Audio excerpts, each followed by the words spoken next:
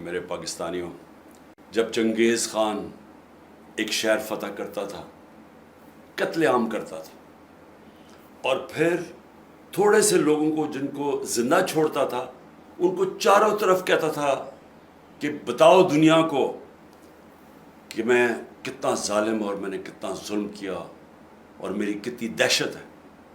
اس کے نتیجے سے پہلے سے ہی شہر ہاتھ کھڑے کر دیتے تھے لڑے بغیر۔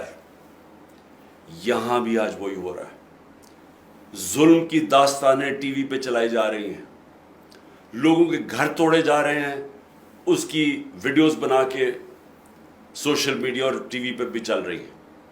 عورتوں سے کبھی اس طرح کا ظلم نہیں ہوا اور ایسی ان سے بے حرمتی نہیں کی گئی جو آج ہو رہی ہے، لیکن وہ سب کے سامنے ہے۔ لوگوں کو سڑک پہ کھڑے ہیں، ان کو اتارتے ہیں، جیلوں میں ڈالتے ہیں، ہر قسم کا خوف پھیلایا۔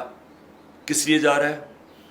کہ عوام کو بتائیں کہ ہمارے سامنے کوئی کھڑا ہوگا تو اس سے اس طرح کا ظلم کیا جائے گا تاکہ عوام غلام بن جائے۔ میرے پاکستانیوں، یہ ہے وقت اپنی آزادی لینے کا۔ حقیقی آزادی کے لیے ہم سب کو قربانیاں دینی پڑیں گی۔ تھوڑی سی پولیس ہے، 1000 ہے، 70,000 ہے، 80,000 ہے، کتنی ہے؟ 22 کروڑ 23 کروڑ عوام ہے۔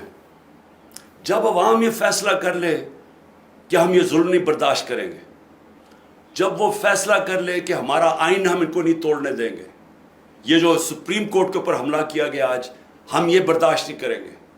ہمیں الیکشن چاہیے، ہمیں اپنے منتخب کیے ہوئے نمائندے چاہیے، ہم کنہیں چوروں کے نیچے غلامی نہیں کریں گے۔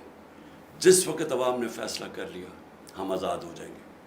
آپ نے یہ خوف کے بت کو توڑنا ہے، اور جب بھی اگلی کال آئے آپ نے پرامن طریقے سے، کوئی توڑ پھوڑ نہیں، پرامن طریقے سے اپنے حقوق، اپنی آزادی کے لیے سڑکوں پہ نکلا ہے۔ شکریہ۔